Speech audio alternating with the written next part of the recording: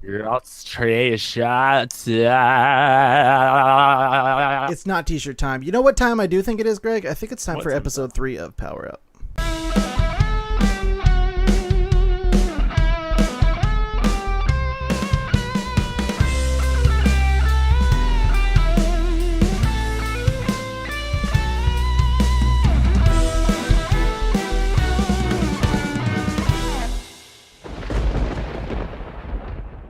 Ladies and gentlemen, welcome to another episode of Power Up. This is episode 3, your favorite superhero podcast. My name is Marchese, and of course, this young man on that side of me is my faithful co-host and sidekick.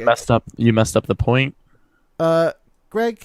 Hi, ladies and gentlemen, and heroes and heroines alike. Not the drug heroin, that would be bad. We don't approve of that drug. What we do approve of is saving cats from trees. My name is Craig. Yeah, that was like way too much, dude. You ever think about just being like, you know, like I'm gonna let Dean finish his sentence, and then I'm just gonna be like, oh, hello. Can I be honest with you? Yes, please do. That thought never runs through my head, ever. Fair enough, Greg. Fair enough. What's going on, man? How's your week been? How you doing? I got some poisoning. You did. So if I look stiff when I go to take a drink of water in this episode, or just like I'm in uncomfortableness, it's not because I hate you, Dean, because I love you immensely. It's because I have boils on my chest. I would show you guys the boils, but please don't. I don't think we want our viewers to vomit. If I had a superpower, it would be Boils McGee. Yep, that's not a power. That's more of a name, but debatable. I saw your boils in a Snapchat photo. They are terrifying. Thank you so much. How about you? What's going on with you, my good dude? Do you have boils? I have no boils. I'm boilless. I don't know, man. Nothing much. I've been having some long days. That was a weird. I've been having some long days because I'm exhausted. I've had long days of work. Last night I went and did the Level Up show, and then I usually don't work on Mondays because I take the day off to sleep because I'm out late doing the Level Up show, and then I wake up. We do our thing here together. Which you know. By the time all the bullshitting is done, takes a while. And then, but I did work today because I covered for a friend. He needed a younger guy is going to check out a college, and he had to be there. That's kind of you. Yeah, he couldn't go. He couldn't go to the school otherwise if he wasn't in attendance for this, like, I don't know, orientation exam, something or other. He had to take some kind of exam, but so I covered. I bit the bullet. I left a little bit early to Level Up show, but I'm still very tired. Except now you're here, so now you're excited. Except now I'm here. As for like the rest of the week, excited. People call Mondays Mondays. Yeah, that's because you know why they do that? The name of. Oh no. Wait. But let me explain what I meant. You mean mundane? No. Listen, that would have been clever. You're not that clever. Pause your life. This is what it feels like, by the way, to do a show with you. No, hold on. So, like, I meant the spelling. Hi, everybody. My name is Greg Virga. Wait, but I mean, like, Mondays is normally spelled Mondays, correct? Correct. But people spell it because it's such a drag, mostly like a drag day, and like everyone's tired. They spell it Mondaze, like I'm in a daze. You know, like Mondays. I actually really enjoy Mondays, but we're the kind of the anomaly. We have off Mondays. Yeah, we get to do this, and we do. Most people have to wake up after like getting wasted the night before. This is true. I'm wasted right now. I did see over the weekend Fantastic Four. How was that? It was bad, Greg. Yes. It was a bad film. I've heard that it was a terrible film.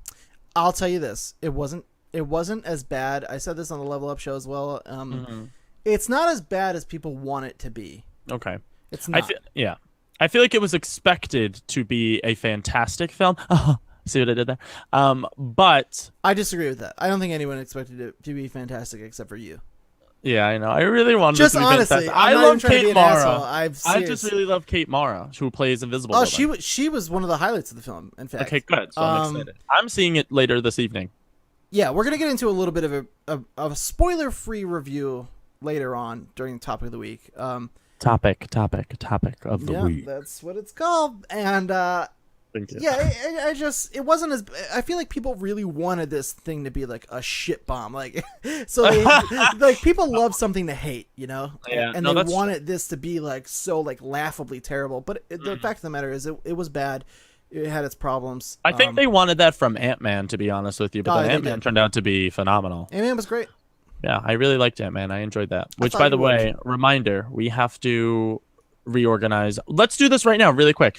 MCU, our Marvel movie No. ranking list by Power Up. No. We're reorganizing. I'm voting No. to replace Iron Man 3 on the list with Ant-Man. No. So it would change our list to Guardians of the Galaxy, Ant-Man, Iron Man, the original. Nope. You're Avengers, just doing this for Winter no Soldier. reason right now. We don't have the list here. We have nothing That's ready okay. for this. This is Mhm. not a thing that's happening. This is called spontaneity, ladies and gentlemen, and Greg just approved a new list. No, see, because I got to see the list and I got to see what's what, and I don't really know that Ant-Man would change anything for me in retrospect, to be honest with you.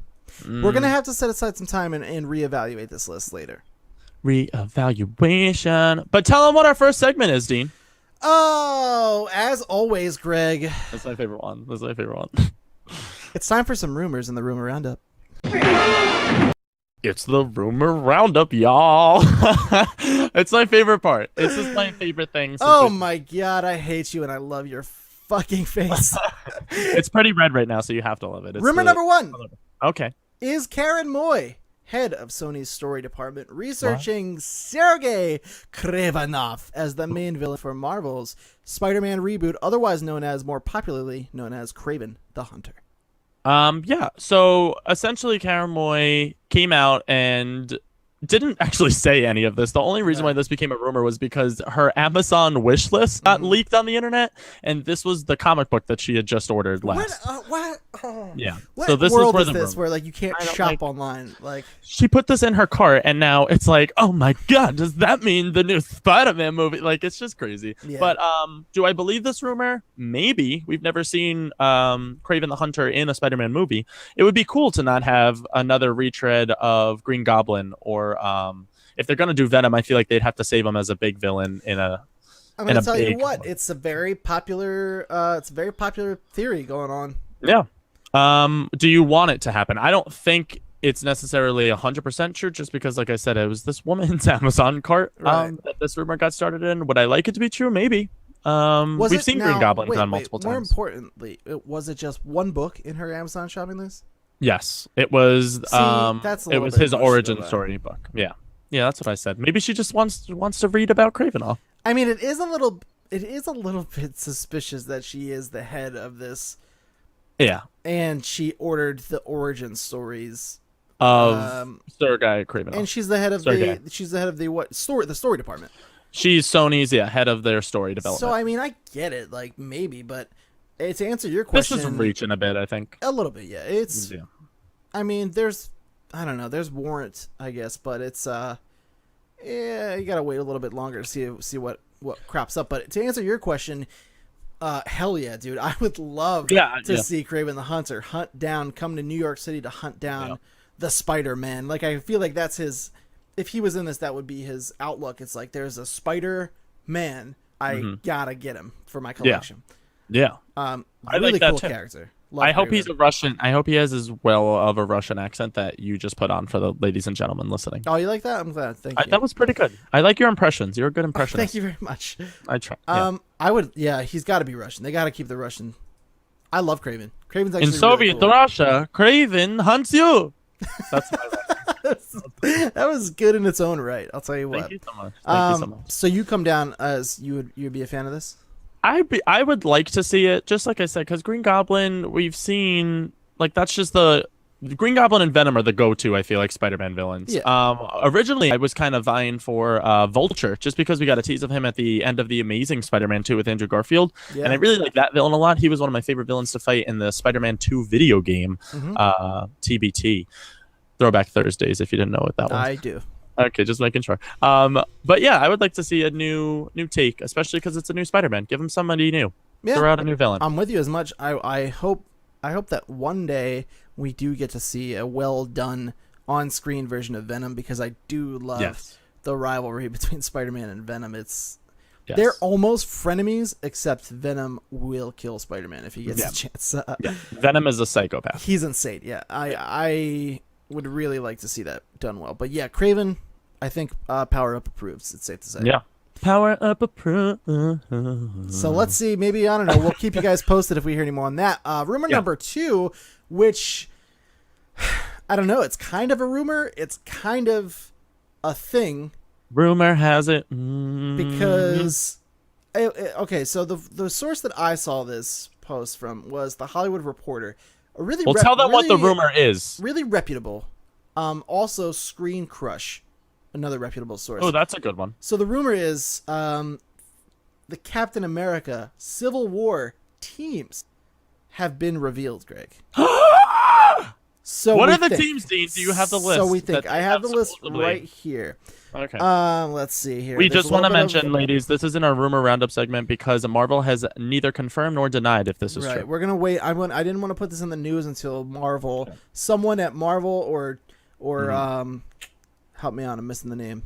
Kevin Okay, Feige. stop. Kevin Okay. Feige. When I hear this from his mouth, I'll be like, okay, we got the list. We got the Mm-hmm. team. So according to the scoop HR. here, Team Captain America Okay. will consist of Hawkeye, Okay. Falcon, Okay. Bucky, Winter Soldier, Ooh. which is cool. We saw That's a good spoiler alerts for Ant-Man at the end credit scene. Yeah. We see Falcon and Steve Cap have Yeah. indeed found Winter Soldier. Yeah. And he's not hostile. He doesn't look hostile at all. No. He's sitting in a chair, and it looks like they're just trying to figure out what to do next. So, yeah, he'll be on the team. And then, speaking of Ant-Man himself, Ant-Man is Team Yay! Captain America, and then Scarlet Witch, which does make sense because, again, spoilers, everybody, for Age of Ultron. Yeah. I'll give you a sec. I realized I didn't give too much time before the last spoiler Kind warning. of dove into that. Was I fine. gave the spoiler warning at least. Yeah, that's true. So yeah, at the end, Scarlet Of Witch Ultron. is still at the Avengers headquarters training Yeah. with Captain America. That's why that kind of seems totally believable to me because all of those Yeah. people have trained under Cap himself. So why wouldn't Mm-hmm. they all join his side? That makes sense. That makes a lot of sense to me. And Give me who's- Iron Man. Who's to say that this is not this is limited to those people? These are just the ones that people are saying Well, is the core team. That's true. Spoiler alert for Ant-Man again. We see Evangeline Lily's character get her suit as well. So I would assume if Ant-Man's joining that team, she's going right along with him, especially because they kiss and stuff. They do kiss and stuff. Romance. But yeah, who romantical. knows? Maybe they'll introduce some new characters that we haven't even heard about yet. I don't know. We don't know yet. Daredevil might pop in. Who knows? Who knows? How do you feel about the team? You liking it? I like that team. That's a good team. Okay. That's a solid team. Let's I talk like about I didn't know how he would fight who. like I'm sorry. people like Falcon, Ant-Man. Okay. But then in the film, when he has his little battle, this Yes. showdown with Falcon, that was a very intense battle scene. That Oh, was yeah, a it was comical awesome. one, but it was a cool one. So, Team Iron Man. Hit me with it. Up Hit me next. with it. Tony Stark. The first one, Mhm. big one right off the bat. The I'm Vision. scared. Ooh, that makes sense though, because he's reincarnated Jarvis. Right here, I feel like, for Yeah. Team Captain America. However, you gotta not undersell the Scarlet Witch. She was just coming got into her pretty own cray. Yeah, she got pretty cray at the end of Ultron there. in Age of Ultron. Yeah, but she is a force to be reckoned with. Also, And she's Russian. interestingly enough, all right, that She matters, probably I has guess. vodka. Probably. Who? I'm gonna need something to get me through this episode. Yeah. So it's I love that. It's interestingly enough, though, in the comic books, Scarlet Witch and Vision have a romantic interest. Do they really? They do. They're a couple, as it were. Oh, that's weird. So it is very I don't interesting know how that I they're feel going to be about that. pinned against each other. Also interesting because Vision, as well as Scarlet Witch, was training with Captain America at the end. Yeah, he was at the headquarters. He was. But So the only thing that makes sense is, like I said, it's reincarnated Jarvis through the films at least. So that would make sense why he would join Team RDJ. yeah. Now here's one I'm gonna get to that I find a little bit off. Actually, let me read the other ones and then I'll save this one for last. And then go around. I like that. So War Machine, that's a given. Obviously, if Rhodey. that didn't happen, what? Tony's best bud, and then Okay. Spider-Man, which is also a given from the comics. He's Gonna make his Robo Spider suit. maybe, we don't know, but it is he is the first hero to unmask himself publicly on the news. Yeah, that's the. If you guys don't know the story of Civil War, the story is essentially read the Captain books if you America. Go do yourself a favor. The books are phenomenal. But essentially, Captain America and Tony Stark, in a very Magneto and Professor Xavier fashion, are vying to reveal whether the superhero should be restrained to the law and like restricted to law just as regular human beings are, or if they should be above the law in both different routes.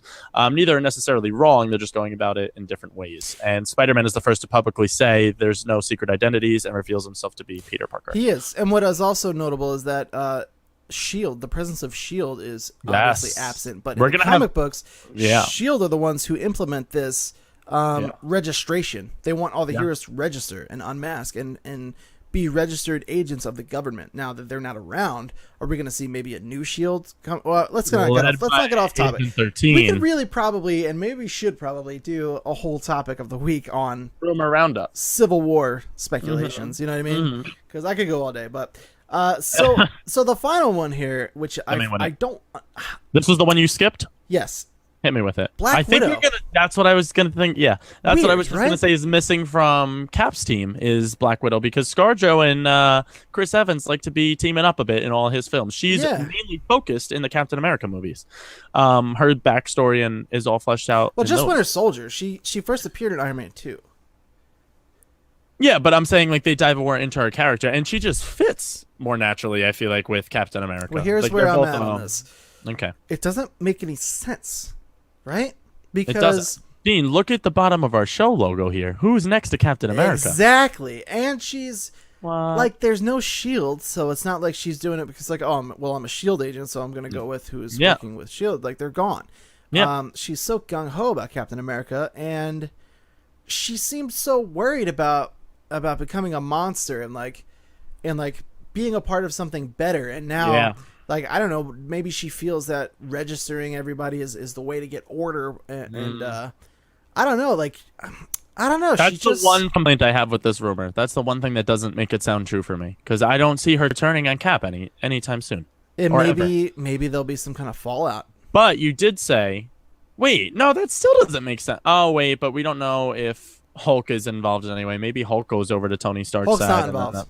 Hulk is not involved. He's not involved. We don't know that. We do know that. They've confirmed. Oh, he's not in the movie at all? No.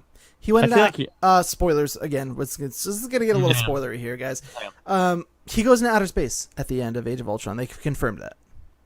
Oh, I didn't know that. Sitting out. He's sitting out for Civil War, and I think...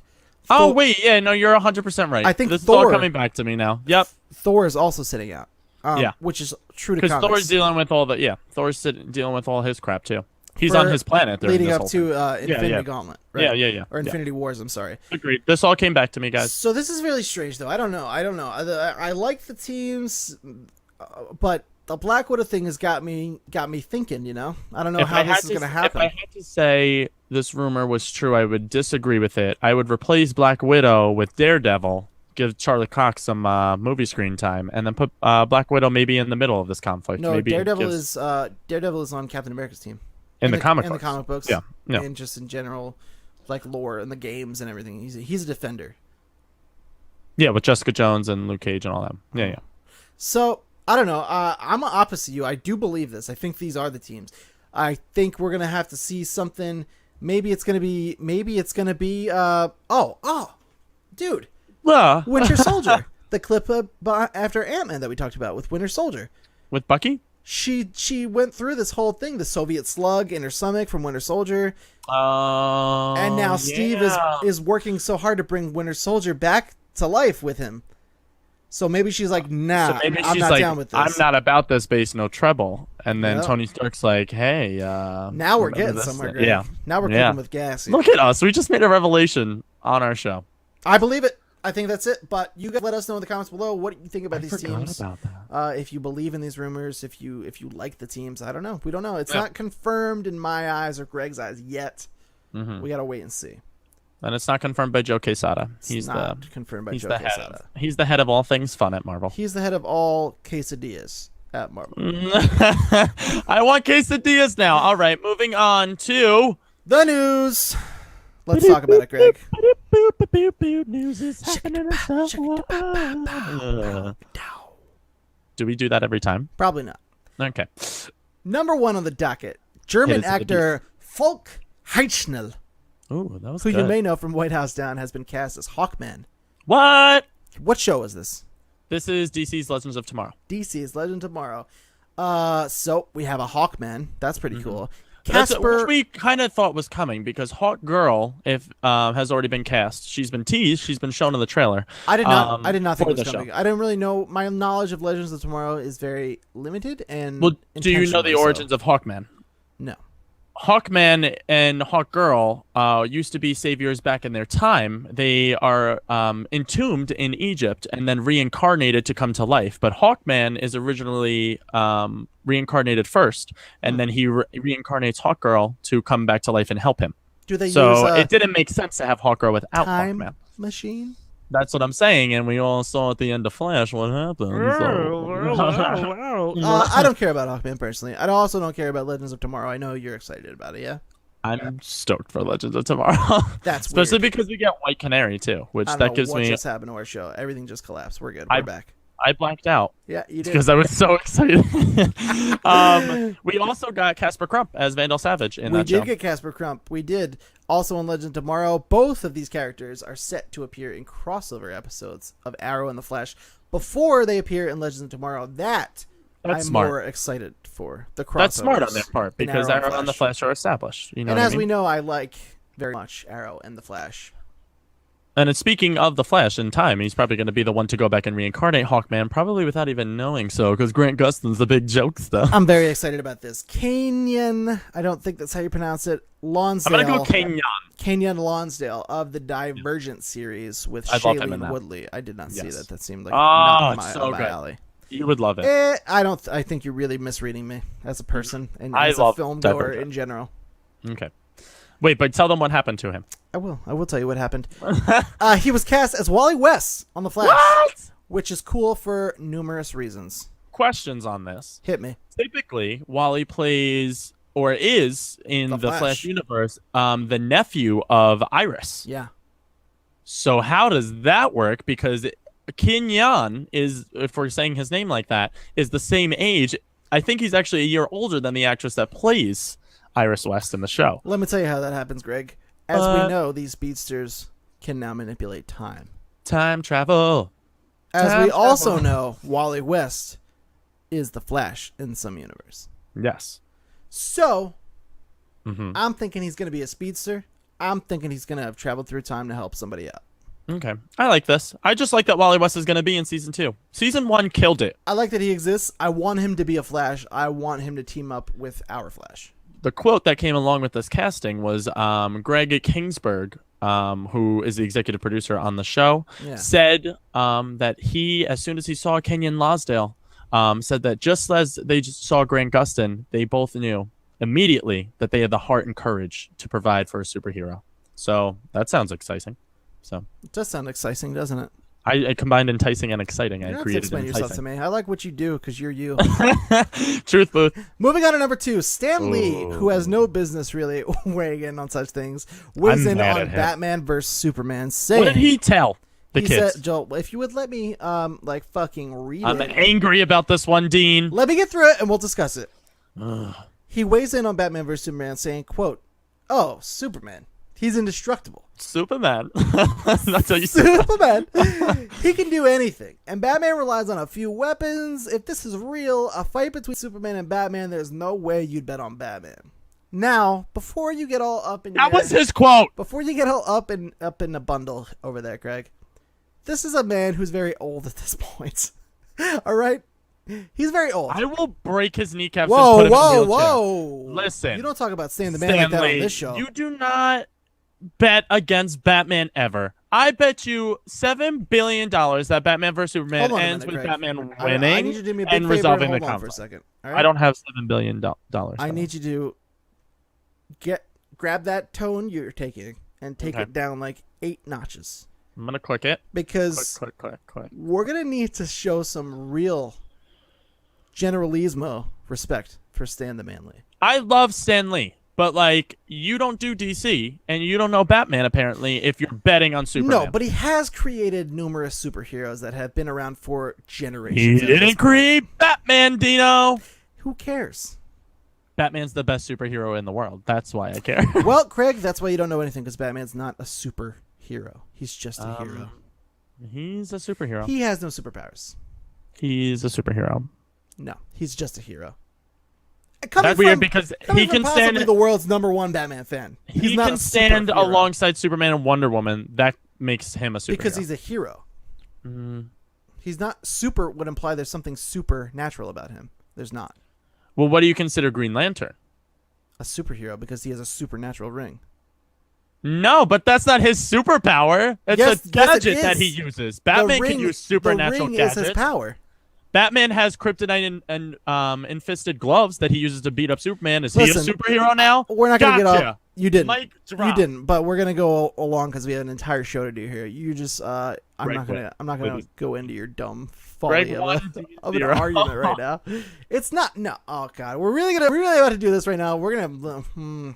Just continue on. We'll come back to this at a later date. No. You don't get to just spit your point out and then move things along. The ring that Green Lantern uses. Here we go, ladies and gentlemen. It's supernatural. Am I wrong or right? It's supernatural, correct. Okay, great. Thanks.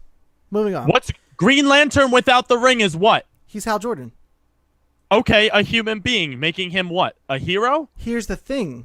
Hal Jordan's not a part of the Justice League. The Green Lantern is. Anybody can be the Green Lantern, Greg, if they have the ring. The ring is the superpower. That's not the debate of whether or not he's on the Justice League. I got you. These were cracked up in. Could I wear my Beats headphones? You're making a point about something I wasn't arguing. I'm moving on because I know I'm right. Continuing. Anyway, we should probably just skip along with the stories here. Yeah, he's old. I'm chalking it up to that. He's old and he doesn't understand why people like that. He'll be in a rubber room soon. That's harsh. He created superheroes and now he's like 95. He's going to think he's Spider-Man one day. Let's be honest. He is Spider-Man, Greg. Love you, Stanley. I don't know. I think loved his cameo in Ant-Man, by the way. So good. Cameo in Ant-Man. Come on, Dean. He's at the bar, and the Spanish friend is telling the story, and it's his voice. Yep. Oh, so good. So good call. Keep good going. looking out. Thanks. So, number 3, I'm a big fan of this one. Okay. WB delays 2 Ben Affleck films titled Live by Night and The Accountant, presumably to focus on Batman's solo efforts and the Justice League, and here's why it's presumed. When we say Ben Affleck films, by the way, we're talking Ben Affleck directed films, not necessarily starring in both of these movies. Yeah. Yeah. Just wanted that out to people. But yeah, I think he was probably going to be in them. Oh, no, he'll probably have roles in both, but like not necessarily starring. Synopsis? I read the plot for The Accountant. I didn't read the one for Live by Night. I don't know. The Accountant it just sounded like something he might do. Yeah, for sure. But this is exciting. Yeah, okay, so they previewed Batman v Superman: Dawn of Justice to some folks at Warner Brothers and a test audience. He was given a standing ovation. Yeah. I get chills when I talk about this because I'm so excited. He was given a standing ovation for his performance. I think it was like one of the presidents at Warner Brothers said he is the definitive Batman. Period. Was the quote. How excited are you for? Holy shit, dude! I'm so excited, and I knew this was happening as soon as so I heard him be cast as Batman. I knew it. I knew it immediately, and it wasn't like a Heath Ledger Joker situation where I was like, I don't know, like Brokeback Mountain to Joker, like how does that work? But like Ben Affleck, as soon as he got cast as Batman, I was like, yep, this makes sense. This is going to be phenomenal. Yeah, I'm still kind of iffy on Jesse Eisenberg as Lex Luthor, but Ben as Bat. It's the Batfleck. He's gonna nail it. He's gonna knock this out of the park. I'm with it, dude. I was in the same boat. I think we're more excited for his solo Batman film that he's gonna be directing.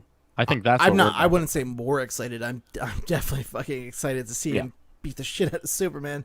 Well, I just know and vice versa. Snyder's take is gonna be fantastical. It's gonna be like crazy big. It's gonna be in the same vein as like Michael Bay. He likes to do big set pieces, like do big things, and I know Ben Affleck really likes story. So for me personally, I like the more story sequences in films. I do love the story, but I feel like after the Christopher Nolan trilogy, like I can take a break from the grounded, realistic Batman stuff.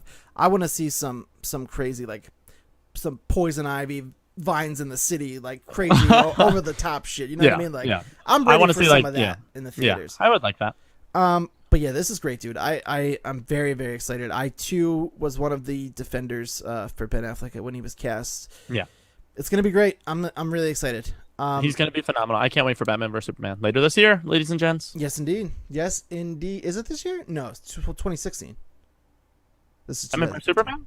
Batman vs Superman is 2016. We have a whole nother year. I thought it was this year. No. Oh, I'm thinking of Star Wars is this Christmas. Yes. Yes. That's a Okay. that's a I topic knew there for was a big movie coming a whole out. nother day entirely, Greg. We're Exactly. gonna start talking about some Star Wars here. So we're gonna get through. Let's brush through these last news stories here, so we can talk about the wonderful topic of the week that you've brought to our doorstep today. Thank you. James McAvoy and Michael Fassbender, who play Professor Xavier and Magneto respectively, have made deals to return to their roles in future films. You excited? This comes out of the heels of Jennifer Lawrence saying she might not come back. Right. Saying that she doesn't not necessarily want to not be asked. And like we said, we keep trying to see who's going to be the X-Men banking character, considering Hugh Jackman's leaving. And Xavier, Magneto, McAvoy, and Fassbender they have pretty good star appeal. Yeah. And Xavier and Magneto are really big X-Men characters. So Yeah. I'm happy that they're coming back. I like them both, and I'm happy to see them. Yep. I think you said it all. I'm with you Thank you. 100% on everything. Thank you. Which is fucking crazy. Rare for Because us. I usually hate everything that you say. Yeah. Moving on to number 5. Lego This is Marvel's exciting for Avengers. you. Oh yeah, I'm a big Lego fan. Big fan of the Lego games. It's nice to have some superhero gaming news. We started this show just after Arkham Knight, kind of like the Steam train of Arkham Knight wrapped up. So it's the nice to have some Batmobile train, so to speak. No, it's nice to have some gaming news here. But yeah, Lego Marvel's Avengers is coming to North America on January 26th, 2016, and Europe on the 29th. For everything, pretty much. Yeah. I'm not going to read all that. It's coming out for literally Notably, everything. It's coming out for the 3DS, Wii U, and Vita, which those still get games apparently. So The good for Vita them. gets a port of every Lego game, in fact, which is That's so exciting. a rare, weird fact. I that love the know. Vita. Not that I'm saying the Vita's bad. I'm just saying that's awesome that they bring it over to Yeah. everything. I like my Vita. My Vita's my handy friend. Lego Dimensions might be the first Lego game I pick up, but that's because Doctor Who and Portal are involved. So, Greg, you gotta play this. You gotta play this Marvel's Avengers Lego. I'm telling you, you might be able to convince me, but co-op, We'll see little what co-op action, you want me in that co-opness. a little power-up co-op show, maybe. In the power-up coopness, stream. as the kids say now. A weird, Oh, that'd be cool. a weird power-up, level-up crossover, worlds colliding stream. Level up versus power up. So you said they say this was delayed twice. This is only the first time I've heard of a delay. No, it was originally supposed to come out September of this year. That's the It date got that I delayed- knew. It got delayed until holiday. That they only put the holiday release window, which is considered in the video game industry to be November, December, because of Before Thanksgiving, 2016. Christmas. Black Friday is essentially what holiday Okay. cut off that, and now it's delayed yet again. This is going to be the second delay then until January. Okay. Which I take your time, do the game right. I think they wanted to put in a bunch of stuff from Age of Ultron that they didn't probably get, and now Ant-Man just released, so they were probably like, "What's Ant-Man in there?" He made $58 million, so he's obviously relevant. Well, it's no. This is supposed to be Avengers. It's collecting everything from No, the but I Avengers just mean films. like costume wise and stuff, not like story wise. Story wise, it's just supposed to be Avengers 1, Avengers 2. But I don't know. as far I as, don't like, know. costumes I'm not and really whatnot- sure though how much they're included because they did have what was it called? Lego Marvel Superheroes, which was just everything. This it seems like they're gonna just be including the Avengers films items only, which Oh, that's weird. in that case would exclude Ant-Man, but who I don't knows? know how I Maybe feel about this. maybe some DLC, little Ant-Man DLC, maybe. I would like that. I I'd like be down with Evangeline Lilly a lot. Yeah, she's cool. She's pretty to look at. She's cool. I'm not sure what she has to do with the Lego video game, but all Because right. I want her in all things. All right. This next story I like a lot, and This one freaks me out, but it also kind of makes sense. yeah, that's why I like it. Is because it's Yeah. weird. So Ben Davis, who was the cinematographer on Doctor Strange, has been quoted Doctor Strange. calling the film Marvel's Fantasia, which for those of you a little bit younger out there, Fantasia is One of the best Disney movies it's ever. a really crazy, like psychedelic Disney movie, all played out to an orchestra. Yeah. Um, It's phenomenal. very cool. Yeah, love it. It But- combines my two favorite things, music and Disney. Like, what? He's also gone on to hint that it's going to have an aesthetic reminiscent of MC Escher. Now, before this, you were asking me who is MC Escher. He was I'm like, what are you talking about, Dino? he is a Dutch graphic artist. He was probably one of the first people to make like graphic artistry like a cool, like a thing. Give the kids your best Dutch accent. I got nothing, dude. I don't even know where to start. In Deutschland, we come from the Dutch. In Deutsch, I make the paintings make you feel kind of funny. That was good. That was good. I like how I can give you what it sounds like, That's and what then I you do it needed. 10 times better than me. Okay. No, I just needed you Yeah. to spark that fire. You know what I mean? I always do. So here's an image of something called Relativity by MC Escher. So you get a And look now at that you guys are seeing this, as soon as I saw this image that Dean showed me, I'm like, oh, okay, I know this guy. It's the multiple staircases that goes through, and it's like Dean said, it's all based on relativity and your perspective on how you see the painting. It's crazy. Yeah, So it's mind bending. To think it's gonna have like an aesthetic like this, it's very, very trippy. It's very.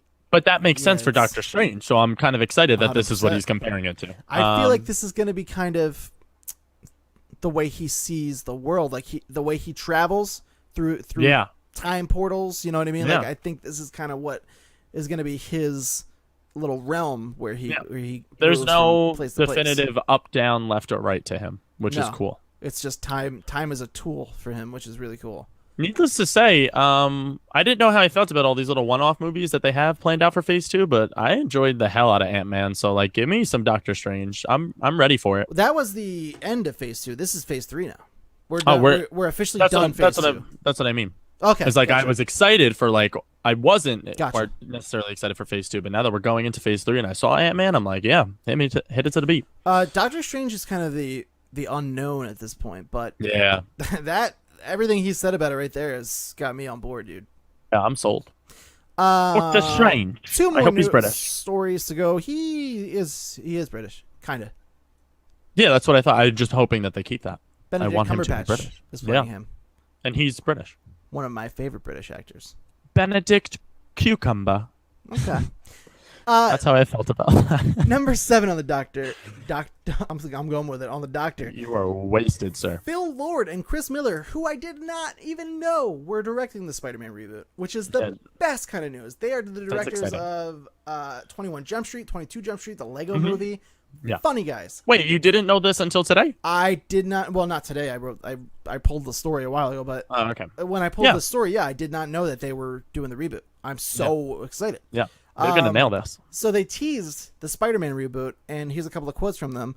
It didn't say which one of them said what, but whatever. They're both directing Yeah. it. That's- It says, quote, "I will say it's not just another Peter Parker origin story that you've seen 400 times." Yes. End quote. Already won us over, right? Yes. That's what we wanted to hear. Here's my ticket money. Take Yeah. it. I don't want to see Uncle Ben die again. It's so sad. No. I can't sit through it again. What's exciting about Civil War is that Spider-Man's going to appear in that movie already, and somewhere else while Age of Ultron was going on, Spider-Man got bit by the spider. Peter Parker got bit by the spider already. He has his powers, and that Uncle Ben died. That already happened. That's the coolest part about being what I in there hope now they is kind of pull from is maybe we see like a flashback from the other Marvel movies, and like maybe like Spider-Man was like around. Well, somewhere. that's what a lot of people are saying is happening, especially with Batman vs Superman. Is like when they go to do Green Lantern and the Flash, they're gonna show like how they showed Bruce staring up at Wayne Enterprises and him going through it. Like everyone was there for that event. It's just now you get to see from their perspective, which is awesome. I love that idea. You know what's cool? You know what? I just thought of this. It's so totally off topic, but in theme with that, like, what if like there's just like at some point in the Man of Steel battle, the final battle, where you see like, you know, everything's exploding and stuff. What if they like made like one of the explosions with a flash of light in the background, like the Flash running through? Yeah, that's saving somebody from a building. Like that's cool. That's cool. That's what they're saying is like in the Wayne Enterprises thing, like the Flash is running around. They already came out and said like you have to picture all these characters they all exist. So like Flash might be running through Metropolis saving people, and we just can't see him because he's the Flash. It makes me so happy to be alive right now. Great. I love being in there. But yeah, that's the coolest part about this Spider-Man news, though, is that Peter Parker, that already happened. He already got bit by the spider, and he's coming up. We already know that story. Yep. So that's cool. I love it. And then the second quote here is, "It is something totally unique and different and not like anything you've seen. That's all I can say, and you're going to love it." Which brings us back to the Spider-Man costume rumors. Yeah, it does. Which is, which I'm excited for. I still want that the webbing in between his sleeves. When he Yeah, goes I to want open that up his too. I suit. want that I want it bad. bad. I'm excited, dude. I love the confidence of these guys. I really believe them, and I think now that it's the right. I mean, if this isn't the combination that does it for Spider-Man, like unfortunately, I feel like he's really doomed, and that kills me to say because he is my favorite. But, they I nailed mean, 21 Jump Street and 22 Jump Street dealing with high school and college. Yeah. And this Peter Parker, as we know, is going through high school. He's a very young kid, Tom Holland. So I mean, we have Sony, who in their own right did some cool things in the Amazing Spider-Man films. Yeah. They didn't have it all together, but they had some cool stuff. Mhm. So take the best of them. Take the funniest, best stuff from Phil Lord and Chris Miller from the Lego movies and 21 Jump Street, and then take the addition of the backing of Kevin Feige and Marvel Studios. It's gonna be has to be it. This has to be it. I'm just hoping Tom Holland can keep up with everybody, but I have a feeling we're all going to be very surprised by him. I think so too. I think you're on point with that. Thank you. On fleek, as the kids say. As the kids do say. So our final story of the day, which we are going to cut to it to show you guys just after this, is a short clip from an upcoming documentary taking a look at Heath Ledger's Joker diary has appeared online. It's about 34 seconds long. It's a very short clip. Yeah, like Dean said, we're gonna show it to you guys right now. It's so essentially he locked himself in a hotel room for 6 months, and this is the journal he kept while he was a method actor. Yeah. Just so you know, he wasn't insane. No. At the start of this, anyway. But yeah, he was a method actor, so he was preparing for a role in which to feel like kind of crazier. He locked himself in a hotel room for 6 months with So his my journal. initial reaction to seeing this clip, it's only, like you said, 34 seconds long, and there's not really that much to tell, but just seeing it's his dad that's going through the diary. And to see his dad opening and going through the pages just shows how amazing of an actor he was to dive this much into his roles, and that's what made the Joker so believable and true to form, I think. Just looking through the pages and seeing like the clown pictures and all these crazy like notes he scribbled on the page. But then to show in the background, it kind of big rest in peace to Heath Ledger, because he did get the award for this role, one of the very few superhero roles that won an award for it. And he was just a really good actor, and his dad really cared about him. Yeah. And it's just a really sad story in the end. Very that, sad. There's a very took over this guy's life and ended up costing him his life. There was a very sad tone to this clip, and we will let you guys know as soon as we know more when the full documentary is coming. I know I'm sure as hell gonna watch it. 150%. It's been said that that on one of the last pages of this diary, it just literally says like ha ha ha ha. Yeah, and I was like, fuck, like it's terrifying, it's awful, and it's also one of the coolest things I've ever heard. He became the Joker, Just and that's because why he was so locked into it. You know what I mean? So that's why it's so fascinating. Not because of even like the story, not even because of the Joker as a character himself. It's just this guy's transformation. Like he essentially is Harley Quinn. Like he became delusional just researching this guy. And props to him. Big rest in peace to Heath Ledger. Yeah, definitely rest in peace, Heath Ledger. And wherever you're at, you were awesome. Thank you for giving us the Joker. Yeah. So with that, guys, here's the clip. Take a look at it, and when this is over, we'll be right back with the topic of the week. So this was the diary. You know, he pretty well locked himself up in a hotel in his apartment for a month or so to sort of galvanise the upcoming character in his own mind. That was typical of Heath on any movie. He would certainly immerse himself in the upcoming character. And I think this was just a whole new level.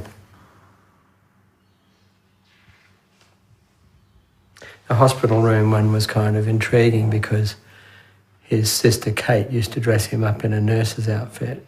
He looked pretty funny in a nurse's outfit when he was a kid, and he looked pretty funny in the nurse's outfit in the film. So.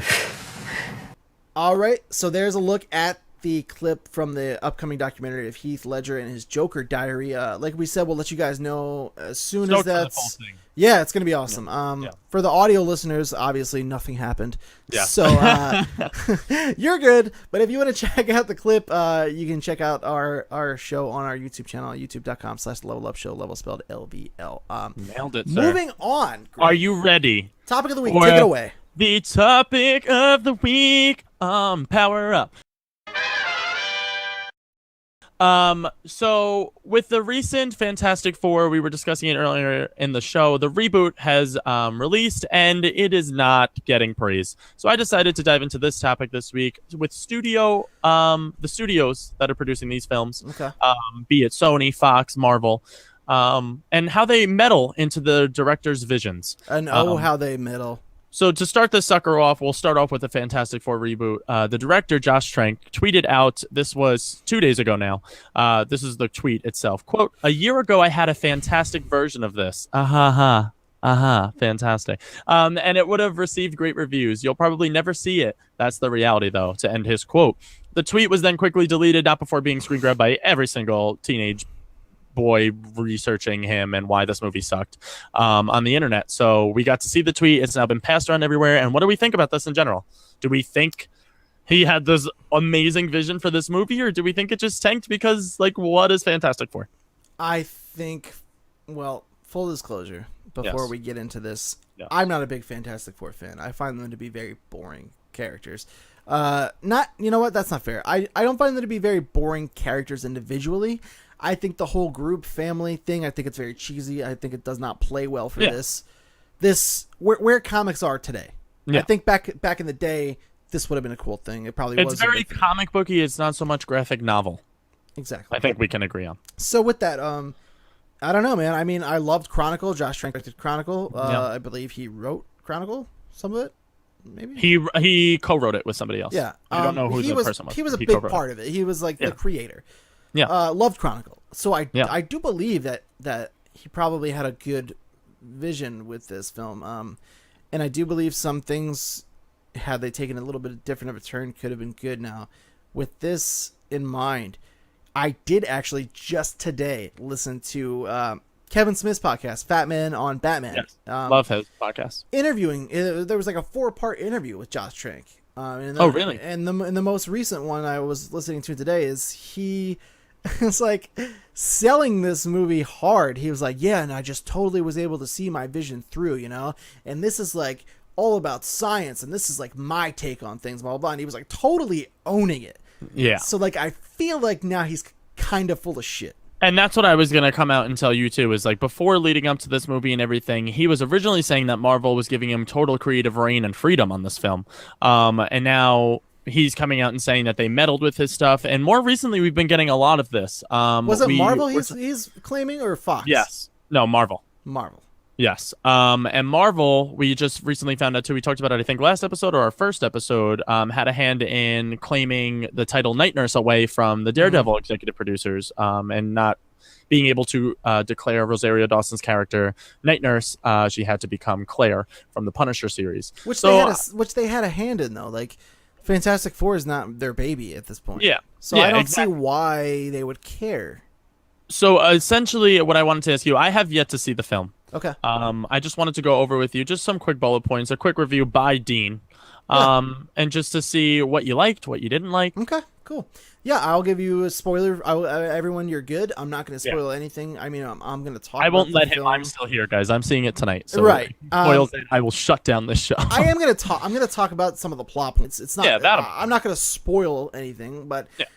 Don't stress too hard, guys. Trust me, this isn't a movie you're gonna walk in like, oh, I hope nothing was spoiled for me. Like, you're gonna very quickly realize that you're not gonna care. Quite frankly, it's I don't know, but it is what it is. But so whatever you want to ask as I go along here, just ask. 100%. You know me, I interrupt like no other. So overall, if I'm gonna score this movie, I'm probably gonna come down on like a 4.5. Out of 10. Out of 10, yeah. Just make sure we're not at 100. No, it wasn't that bad, which, as we mentioned earlier in the episode, is how bad people wanted it to be. They wanted to hate this. Yeah. After all the drama with Shit Michael bomb. B. Jordan, a black Human Torch Impossible, which, by the way, like, is not the problem is not, first of all, I can't even believe that was an issue. Yeah, that makes me sick. 2015? In 2015, yeah, that's what I was going to say. Not only to, like, think about it and then to like say that shit out loud.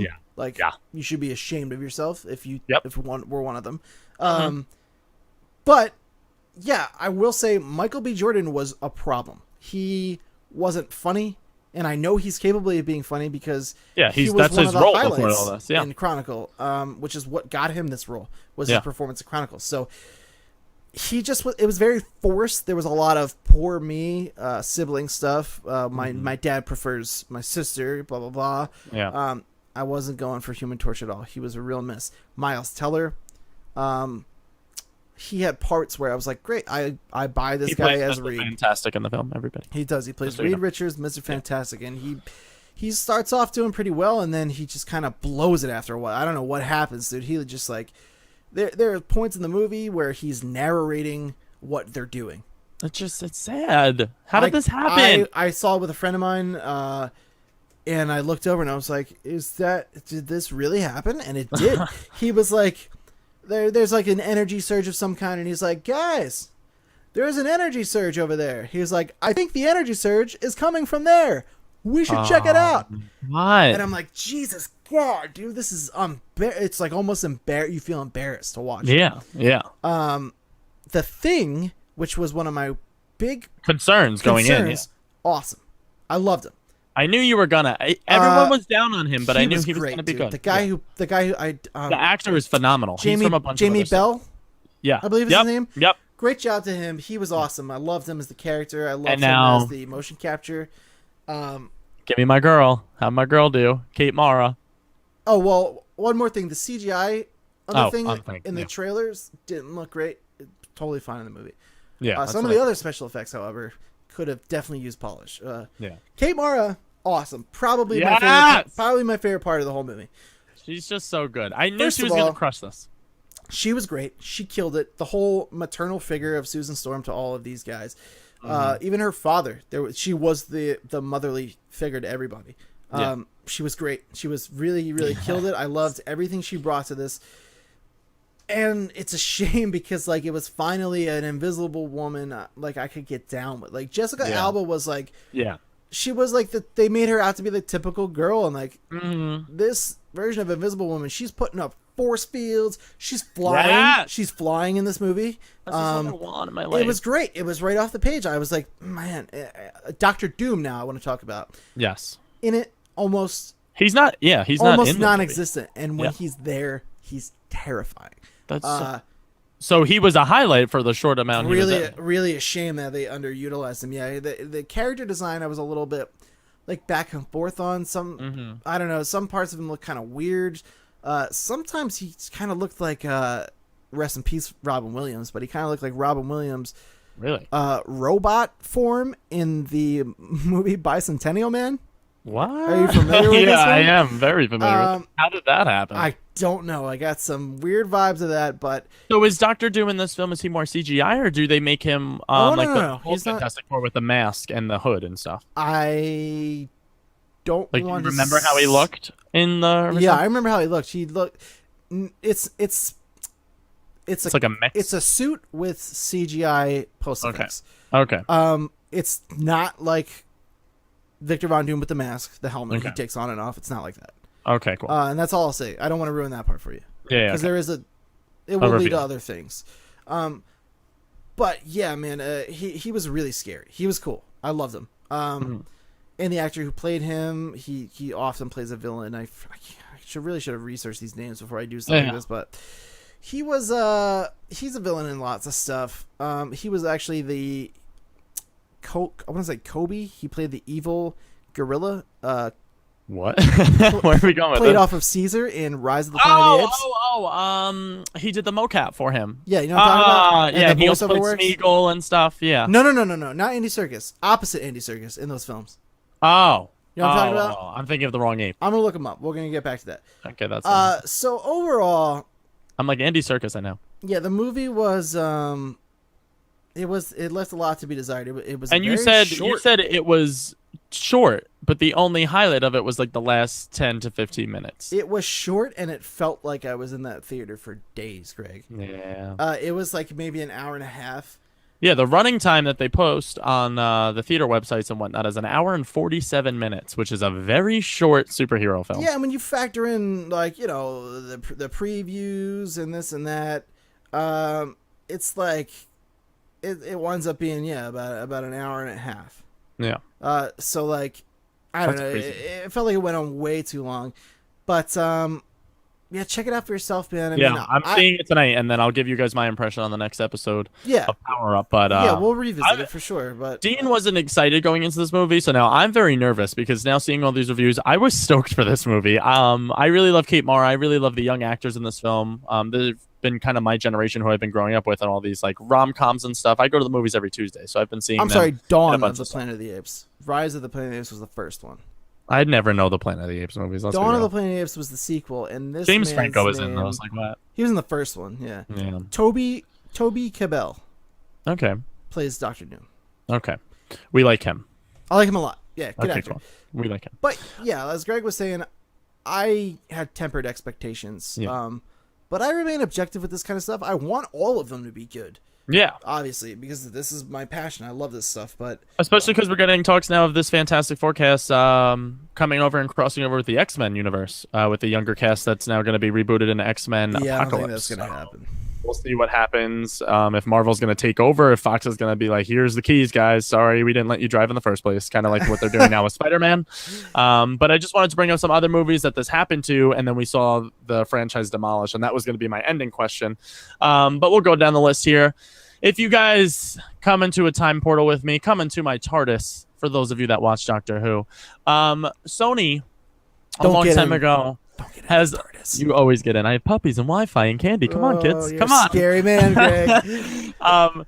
They forced Venom into Sam Raimi's Spider-Man 3. They I don't know if you did. guys remember that very bloated, not very focused film.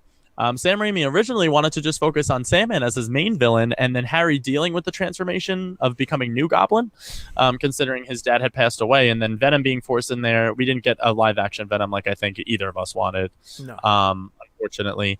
Moving on from that one, that was Sony now Or the giving him Goblin, Spider. really, like they Yeah, that was bad too. they really botched him up. Too. Sandman was my highlight of that film Yeah, he was very stiff, but out of all the villains, he was the one who delivered for me. because he had a sincere story with his family, and I don't And know. I liked just the really stuff. I like how they let him off the leash at the end. He turns into like Yeah, that that giant sand guy. It was cool.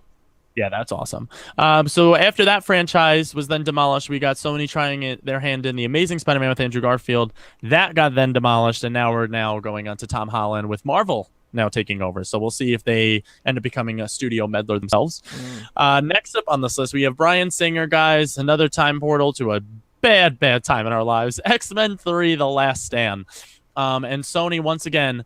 This movie, Bryan Singer was originally teasing in X2, one of my favorite X-Men movies, the Dark Phoenix storyline, how she passes away at the end of 2, saving everybody. Then she comes back as the Dark Phoenix, and they have to try to revert her back to becoming I forget her actual title. Is it the Golden Phoenix? Dark Phoenix. No, but the light version of her. No, Is it's it just the light Phoenix. No, it's just Oh, Phoenix. it's just Phoenix. Okay, Yeah. that's what I thought. I didn't know if she had like a lighter agenda, but that's what he originally wanted to do. They then combined that storyline with the Mutant Cure storyline. If you guys remember, the mayor, his son ended up being Angel, Yeah. with the wings bursting out in the hospital room. Talk about Terrible forget. movie. Plastic terrible guns, movie. plastic needle bullets. Literally. Fortunately for us, Bryan Singer returned to the franchise, and we got X-Men Days of Future Past, which is now my most revered X-Men movie. So we'll see. That studio did not meddle in his vision at all and gave him Days of Future Past. So we're hoping Sony sticks with that. He did all the X-Men films, right? He did all of them except for Last Stand. He left early on in the project because he was like originally he's like, I'm just focusing on Dark Phoenix, and they were like, no, but you need to get in all these other mutants, and he's Yeah. like, then I'm out. And he gave it over. He's been attached to that property for a long time now. Yeah, he did 1, 2 back, and 1 was in 2001. I remember when X1 came out, I was like a boy. I was like a young boy. I remember that, yeah, because that was the same. Yeah, that was the same year as a bunch of other stuff that happened in my life. That's crazy. Yeah. Moving on. I don't know if you guys remember this fun old ride, Batman Forever, with Jim Carrey as Riddler and Tommy Lee as Two-Face, and could we abandoning. They completely abandoned. I don't know if you knew this, but when the first Batman, 1989, we're talking now Jack Nicholson. Oh yeah. As my the Batman. Joker. Loved it. Yeah, they love that too. That got that did very well in the box office. The sequel to that, which we got a little bit of Catwoman Penguin with Tim Burton, that didn't do so well in the box office. So they then took off Tim Burton's look, and they told him, "Listen, you're gonna have to make a campier Batman because we want to sell toys." This was the exact quote from the studio. Tim Burton then left the project, and Michael Keaton said immediately, "I'm not doing this without Burton attached to the film." Good they man. both left. We then got Val Kilmer, as we all know, and then that whole plot line. If you remember this movie, that was Drew Barrymore and I remember. I forget the other girl who played Drew, like the dark. Drew Barrymore was not a focal point though. They were in the cave with them at the end when they all team up together to like capture the girl. I forget who the love interest is, and then Robin in the two tanks that Batman has to then pick one to Yeah, save. Drew Barrymore was played like the sidekick, like She the played bimbo. Two Faces Thugs. It was light and dark. Yeah, I wait, forgot. was that this one or was that Mr. It was Batman Freeze and Poison Ivy with Drew Barrymore? No, I think this is Batman Forever. I think so. Either way, they sucked. And then the campiness. True enough, Greg. And then right after that, that's what I was going to mention, is then we got our George Clooney take on Batman, which, oh dear Lord, Arnold Schwarzenegger's Mr. The Freeze. What happened? definitive Batman. Oh my God, kill me now. God bless those bat nipples. Needless to say, Christopher Nolan, literally true. Christopher Nolan brought it back with Dark Knight, and now we're on to good and better things with Batfleck coming out soon. Yeah, you were absolutely correct. Drew Barrymore, Batman Forever. Don't test me on my Batman knowledge. You know sir. what? Where do you come? I wanted to ask you where you come down on the sequel with, the Penguin and Catwoman and everything. The second Tim Burton film. Not my favorite. Batman I enjoyed Returns. Not my favorite. I didn't see that one in theaters. I remember distinctly going to the video store with my dad. I wasn't even born when the 1989 one came out, guys. Spoiler alert. I was born that year. Yeah, so that's exciting. But in 1997, I was 3 years old, and my dad bought me the movie, and we watched that together, the Batman 1989, first Tim Burton film. Mm-hmm. And I just remember being so happy. That's my first memory of superheroes, and that was the same year I read my first comic, which was X-Men. Very good year for Greg. That's why I'm here now doing the show. But yeah, the Catwoman Penguin, that was all nonsense to me. I didn't enjoy that. I didn't like Michelle Pfeiffer, I believe, played Catwoman. Yeah. I didn't like her in that role. She's very hot. I didn't like her in that role. And then we got the dastardly in between those Batman movies before we got to the Dark Knight trilogy, the Halle Berry Catwoman film. I don't want to talk about that at all.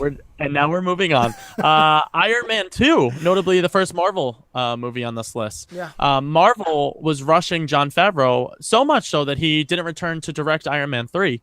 And they created this messy, convoluted storyline because they told him they had to connect it to Avengers. And I don't know if you remember, but the whole Avengers Initiative plan was outlined in Iron Man 2. Yeah. Samuel L. Jackson and Tony Stark go over the entire Avengers plan and basically set up phase 2 of the Marvel Cinematic Universe in that movie. Jon Favreau was disappointed, and he was basically like, I'm done. I'm out. I made this movie, but even he came out and said, I don't even approve of this film. They don't do that. This was something that was cut from Iron Man 2? Not something that was cut. They go over, this is what he didn't want in the film, and they forced him to really put that in the go film. over the Avengers Initiative, the whole plans of it at all. They touch on it briefly, at the end. No. When Samuel L. Jackson takes Tony Stark to the headquarters, and he's sitting behind the desk. Do you remember the scene? And Tony Stark walks in, it's the whole dark room, and he goes over the Avengers Initiative, the whole plan. Jon Favreau didn't want any of that in his film. No, the only thing I remember when he comes in the room and he is like, okay, they go over his personality defects. Yeah. That's the same part. You're thinking of the after credit scene. I'm not. It's not after credits. It's in the film. It's in the film itself? Yeah.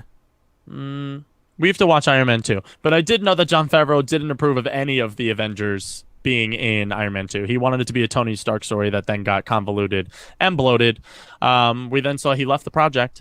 And last but not least on my list of disappointments here, Green Lantern, the Ryan Reynolds movie. Went so far, the director of this film went so far as to say he had no idea, this is his words, he had no idea what to go for with the ring constructs.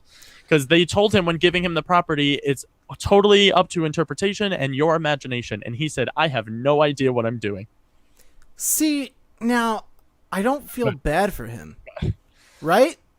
What do you mean? For Ryan Reynolds or the director? The director. No, I feel bad for Ryan Reynolds because Ryan Reynolds had to deal with a director who had no idea what he was doing. And Ryan Reynolds was not what was bad about that film, which I say all the time to anyone who brings up Green Lantern.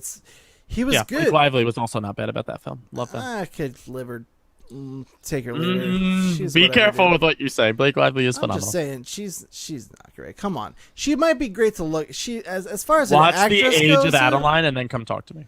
Nah, I'm good. She's a great actress. Maybe it's a she phenomenal is. film. In this, Made me cry. In this film, though, In Green Lantern, no, yeah. she was, I could pass with that. She was very one-dimensional, which is shitty because She played the love interest. she's much more than that. Carol Ferris goes on to become like one of Green Lantern's nemesis, like almost all. Oh yeah, I know that, but I'm saying in this film they played her as the love interest. They didn't dive into her character, her backstory. But at I all. did read that was the plan. So for her to be like so like, yeah, hell, why don't you? That's what I'm saying. Why The don't whole you stop quitting on everything on me? The one pro I can give about the Green Lantern film is when he comes down and he has the mask for the first time and he reveals the costume to her and she's like, Hal, I know it's you. That's my one favorite part about that movie. She's just like, you think putting on a mask I wouldn't be able to tell who the hell you were? And that movie was very self-aware, so I appreciated that of it. But at the end of this topic where I wanted to fall was wait, hold on. Yeah. So the constructs thing. Yeah. The ring constructs. How does somebody tell you like here's a magic ring, you can Yeah. have this guy make whatever you want, and you're like, I don't know what to do with this. Like what? I have can no think idea. of 70 million things on the top of my head. Yep. He and made that a was what was fucking said. Hot Wheels track, Greg. Yep. A Hot Wheels track. Yep. The saddest part of that film was the Sinestro fight when they're on the Green Lantern, when they're with the Corps, and he makes the machine gun, and then Sinestro makes the shield, Yeah. like the Captain America shield. Yeah. That was like the coolest sequence That with the was Green Lantern cool, ring. yeah. And that was it for the movie. God rest its soul. Yeah. Other than that, yeah. So ending on this topic, the studios meddling in these things, needless to say, as you've now been told, forced a lot of these movies to fall apart and these franchises to fall apart. So I just wanted to see where you come down on Fantastic Four, knowing that you've seen it now. Do you want this cast to be in canon? Do you want them to cross over? Do you want Marvel to take control of it completely the way they're doing with Spider-Man now? Where do you come down on this? Well, like I said, I'm very kind of turned off by the Fantastic Four in general. Yeah. This cast, I think, has potential. Yeah. I think they need to redirect Michael B. Jordan into being more of himself. Okay. And maybe putting more of that into the character, because he was very like he just wasn't funny, and like Johnny Storm is supposed to be the guy you relate to. He's the comic relief. Right. Chris Evans used to play him. And he crushed it. He really did. And I think Michael B. Jordan could crush it. It's essentially like him, from what I understand. Yeah. Johnny Storm and him are like the same guy, but he just doesn't come through enough. So I think with some redirection, I said on the Level Up show last night, there were a lot of pieces put into play on the field here in this movie. And had they been adjusted just so, this could have been a really cool movie. Yeah. But instead, they had set all these pieces up on the field and kind of walked around them and tiptoed over them. And it just left me with not really caring what happens to the Fantastic Four at this point. Notably, to end this topic of the week, all four actors have now gotten blessings from the original cast of Fantastic Four. They all sat with them on a plane, believe it or not. Totally unexpected. They were all flying on the same flight to, I don't even know what it was, a movie premiere or something. And they all had conversations with their counterparts who played the actors previous to them. That is so weird. It's the weirdest thing in the world. I was watching an interview, and they were all like, yeah. And Kate Mara was like, yeah, Jessica Alba and I had a conversation, and she was like, just work on Invisible Woman, try not to play her as girly as I did. And they all recognized their own faults too, which is the best part about the interview. And they said to treat their characters very well, because all four of these guys have signed on for multiple movie deals. So unless something happens and they find a loophole to get out of this, I think we're stuck with this Fantastic Four, whether we like them or not. Well, it's not really them, I think, that's going to try to get out of it. They have the opportunity to. No, not the actors. I'm saying like the studios themselves. The studios. Yeah. The studios can close it down. That doesn't work the same way. They don't need a loophole. If the studios feel like the movie's not going to work and they're not going to do it, and it's not going to make them money, that's what sucks about being an actor, and which is look nice. at Andrew Garfield, which is nice to be a part of the Actors Screen Guild, is because like, if they don't want to do it, like if you don't want to do it, you have to do it if you're on a contract. If they don't want to do it, they're not doing it. Period. Yeah. which sucks for them That's because sad. they deserved a fair shot, and I don't think it was their fault. I think even Miles Teller could have been a little bit better if he just had a little bit better direction. Yeah, for sure. But that was our topic of the week. Nice job, Greg. I hope you guys liked it. I enjoyed the studio meddling, and it was kind of sad to see how many franchises got ruined because the studio meddled. Yeah. And maybe if we just let our directors' visions go out there and do what they were born and see in their heads to do, maybe we won't have all these franchises and all of our superhero movies falling apart. But we'll see. Mm-hmm. I liked it. Good topic. Thank you. I tried. Good going. You're the best. Moving on to wrap up the show, we're gonna do some fan questions here. I don't know how many we're gonna take. I say we take the two that I originally said with Mel. I think we're gonna feature Mel, which you guys know as Strife Girl That's in the not chatter true. Not sphere. everybody reads the chat room. Yeah, but just in case they're commenting on the video and stuff, that's how you're gonna know her question, what she asked last week. That's We true. call you Mel. We love you, Mel. But in the chatter sphere, your YouTube name and even in live shows and everything, when you're tweeting at us, your name is Strife Girl, just so people can relate this question back to you. I'm just gonna say Mel. Yeah, that's what I like calling her Mel. I call her Mel. She said I can call her Mel, so I went with that. Aren't you just a fancy bitch? Thank you so much. So she asked us two questions this week, so I'd like to tackle this one first, if you don't mind, sir. Going off of Captain America Civil War, she wants to know which side we're on, Team Captain America or Team Iron Man, and going over those lists in the rumor roundup at the beginning of our show.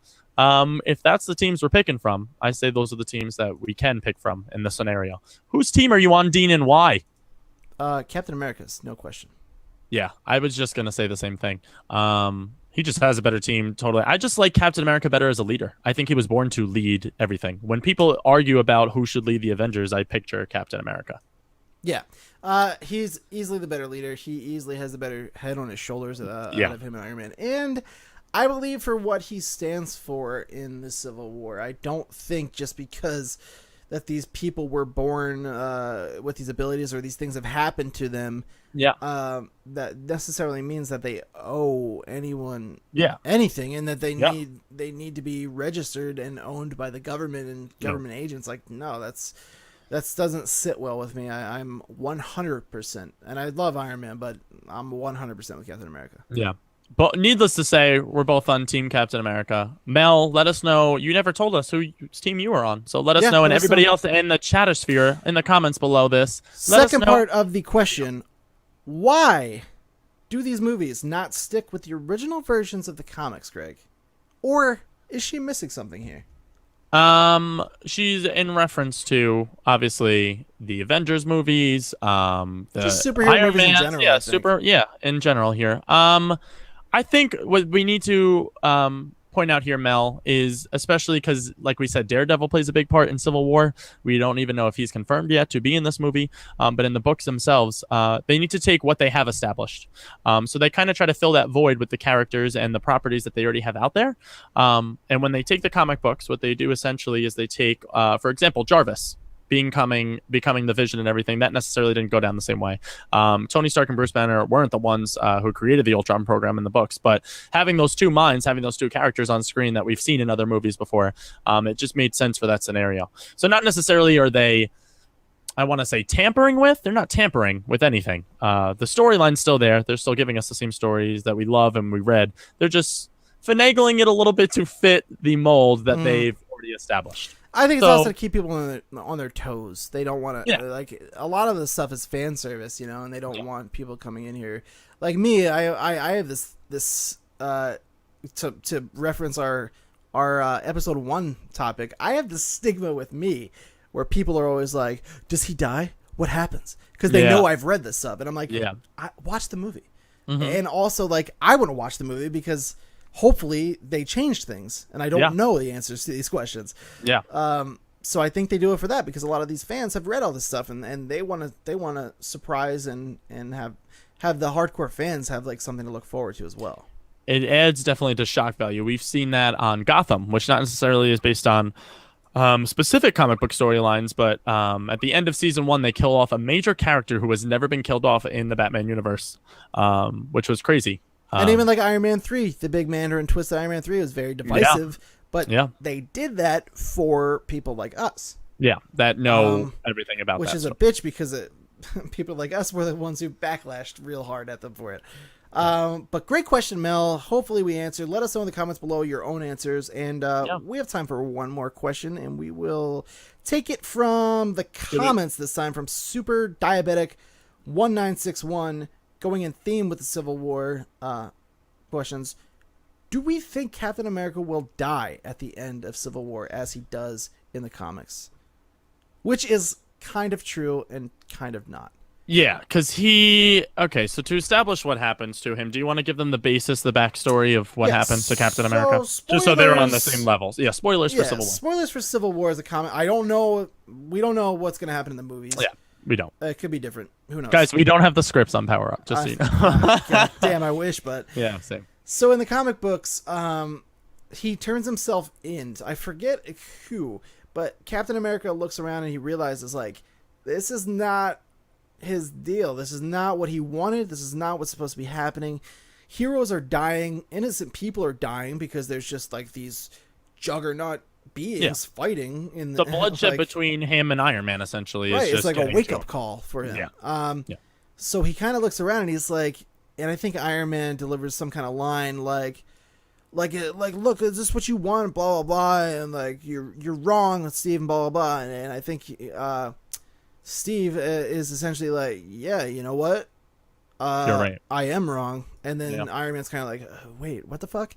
Yeah, he's like, what? And then he's like, I'm wrong, you're wrong, everybody's wrong. He's like, this is not what we're here for. This is not what we're meant to be. And he lets them handcuff him, and he's taken away to prison.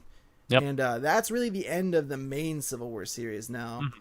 He is then assassinated by Frank, I forget his last name, Crossbones. Yeah.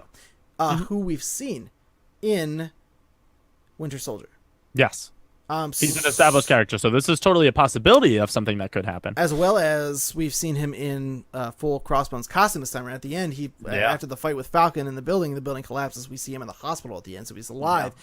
And now we've seen set photos of him in the Crossbones costume. So I was just gonna say, and now they've released set photos as well. But it's a good question. So is it possible to do? 150%. Do we think they will do it now? Is his question though, Dean?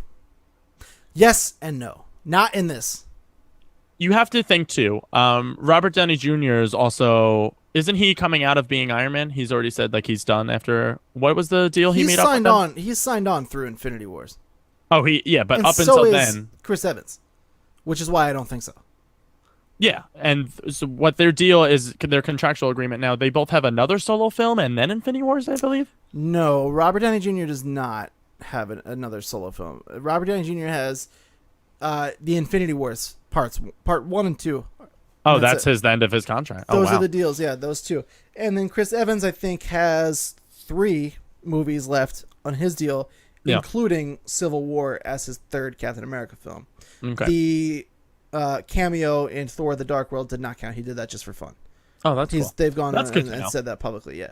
Yeah, but essentially what we're saying is here, they both are contractually agreed to appear in different movies. Right. So it just doesn't make sense from a business standpoint. Like, we know already that they're going to appear in future films. Right. Also, at the end of the day, like Dean keeps saying, when I keep bringing this point up to him about everything happening in Civil War and what we think is going to happen, this is a Captain America film. Like, this is as bloated as it's going to be, and we're probably going to get the reincarnation of S.H.I.E.L.D. We're definitely getting Spider-Man appearing. We're probably going to get Crossbones, like you said. All these characters are going to be interwoven into the story. It's a Captain America story. Mm-hmm. So to kill off the main character in his main movie, I just don't see that happening either. Yeah. It's just not something that's logical. This is his theory, superhero. Greg. I have it's something I think about almost... A speculation. Almost daily I think about this, okay? Okay. Give me it. If you want to hear it, I'm willing to tell it. I'm all Beats headphones ears. We can go a little bit longer to talk about this theory of mine real quick. It's pretty good, and I think you're really going to be You're just board. Cocky. This better be the best thing ever. I think you're going to be on board with it. I'm very proud of this theory. Okay. So let me lay this out for you, okay? Captain America Civil War happens. Okay. You know, all this goes down. Yes. At the end of the film, Captain America does turn himself in. This is the end or the credit scene? This is the end of the film, not the credit scene. I don't know. I'm not claiming to know the credit scene. Okay. I think the credit scene is going to have Thanos involved. Yeah, because that has to be. He's coming, as we've seen. He's a coming. He's coming. Finally. But I do think Cap is going to turn himself in. He's going to cuff him. They're going to cuff him. They're going to bring him in. He's locked up at the end of the Civil War. I think then at this point, we maybe have an absence of Captain America for Infinity War Part 1. And Thor Ragnarok. We're not seeing him in that at all. No, I don't think that's meant to be a crossover film. I think that's more of a Thor thing. I thought, wasn't Iron Man supposed to appear in that? Is he? That's what I thought I heard. I could be wrong about that. Cool I could be wrong about that. Yeah, I don't want to confirm that. I don't know. I think I misspoke. I think Captain America has 2 films Okay.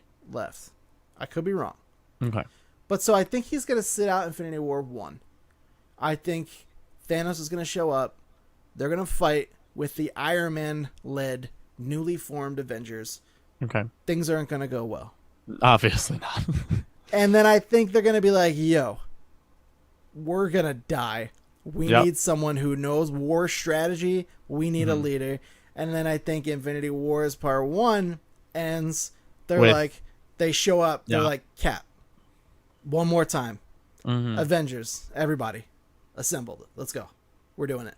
I'm sold. I knew you were going to like this. See? I love that. So then, I love Infinity Wars Part 2. Okay. They go. They do the war. They do the thing with the guy. Thanos is defeated. Okay. But not before Cap dies. And that's how he ends his deal too. That I like.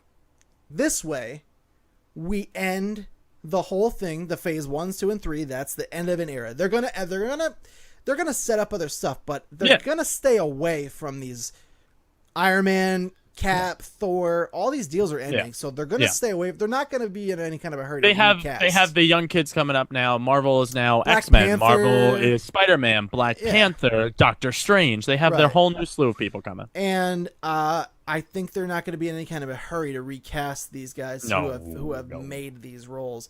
Yeah. So I think that's the perfect time to do it. That way they can give him some air for a while, let everybody breathe from these characters, bring some new guys in. Just Cap died by Crossbones' hand. I don't know.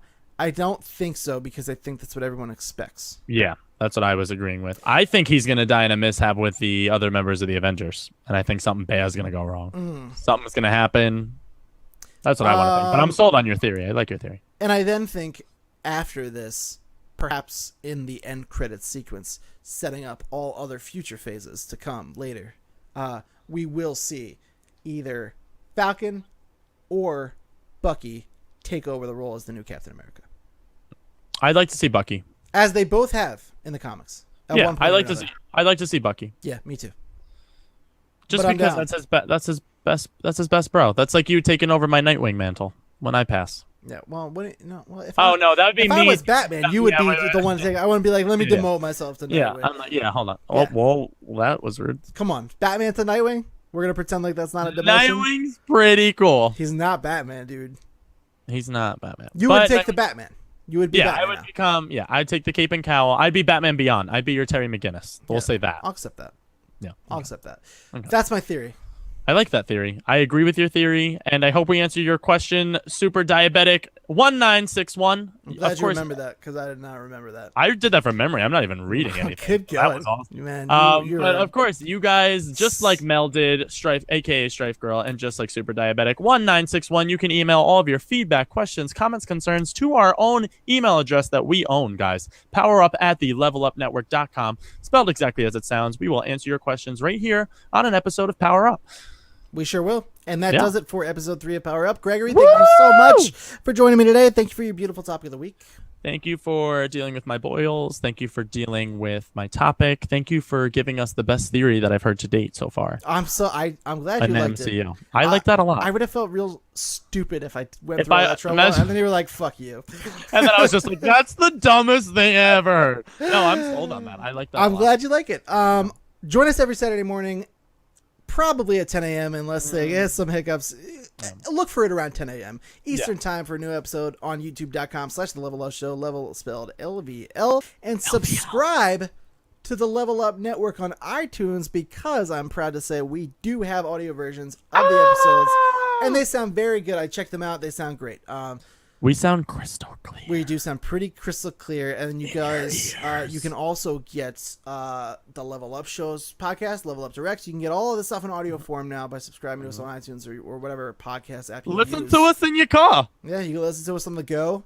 Listen to us while you're shopping at the store. You can put it on a speaker mode and play it in the shower. That's what I do. I listen to podcasts while I'm in the shower. They could take me. I listen to podcasts while I'm in the shower. That's weird. This is nice. I like us. Yeah, we're cool. We're friends. You can also follow us on Twitter. You can follow me at @thebeast_NJ, and you can follow my main man Greg at Gregory Virga. Thank you all so much for joining us. Make sure you send in those questions to our email address as provided by Gregory earlier, and we will answer them on episode 4 of the Power Shizzle, Up. my nizzle. Thank you that's guys for joining us for Power Up. We'd love to sing a bunch of weird different songs. They're never gonna be the same, and that's why we're okay with them all. Power up. Power Up. I like that. Oh, that was good stuff. Oh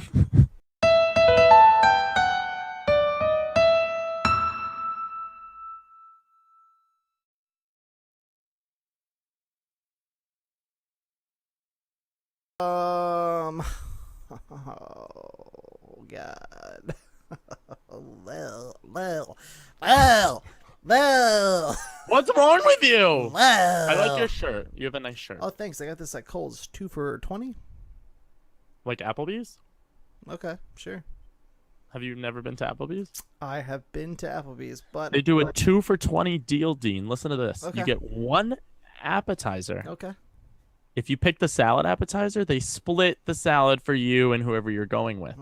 Then each of you get a choice of your entree. If you pay just $3 more, you get an extra entree. Is that right? Yeah. Yeah, I haven't been to Applebee's enough to know all that, but I've been like once or twice. Well, we go after Crappy Movie Tuesday every Tuesday because they have half off nice. apps. So I see the menu. I see what they're cooking up there. Can't beat half price apps. Power Up, now sponsored by Applebee's, ladies and gentlemen.